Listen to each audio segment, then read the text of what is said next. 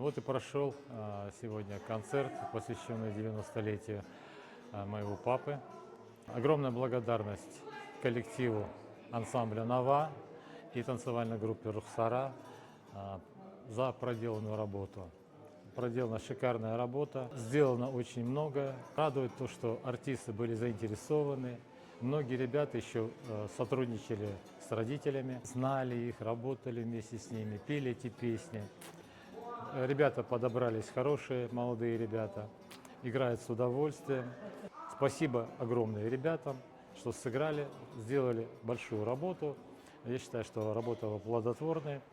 Ребята поиграли те произведения, которые они раньше, может быть, слышали, но не играли. Но в целом было все замечательно. Алматыға менің tunji qatay kelishim, kelip shunda xush buldum. Bu yerdagi do'stlarimiz, urug'-tuqqanlarimiz bizni nihoyat yaxshi kutib oldi. Shularning rahbarligida bugun bu Almatı Uyg'ur ansambliga kelib bu o'yinlarni ko'rib shunda xush buldum. Biz burundan tortib shu o'yinlarni, shu Almatı shu Uyg'ur ansamblining o'yinlarini davomli ko'rib turamiz. Instagram, YouTube va boshqa programmalarda, ammo amaliyot orqali ko'rish bek yaxshi bo'ldi. Vatanni sevg'inib ekanmiz, bu da vatanga borgandek bo'lib qoldim. Shuningga bu o'yin bek yaxshi ekan, hammanglarningki shundaq o'yinlarni tayyorlab, butun xalqlarni shu san'at orqali rag'batlantirib, shularga mushtaq boshqalarningki, hammamizningki ko'nglimiz mushlarni ko'rib davomli xush bo'ldi, ham xush bo'ldi. Bugun men shaxsan o'zim beklam xush bo'ldim. Naqshchilar bo'lsin, muzikantlar bo'lsin, usulchilar bo'lsin, hammangizlarga ko'pdan ko'p rahmat aytaman, ham hayajonlandim.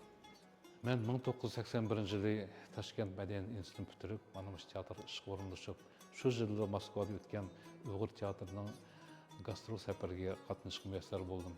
Ana shu paytlarda bizning shu ustozimiz Zaynul Kamsetekov Nava ansamblining badiiy rahbari edi. Albatta men bu ustozlar bilan ishlaganimga intayin xursandman. Ustozimiz intayin kamtar, siliq sipoya bo'lsa-mu o'zining ijodidan har bir naqshlari, yozgan sozlari xalqimiz ohangiga yaqin. 80-yil, 90-yillarda gastrol safarlarimizni biz Turkmaniston bo'laylik, O'zbekiston bo'laylik.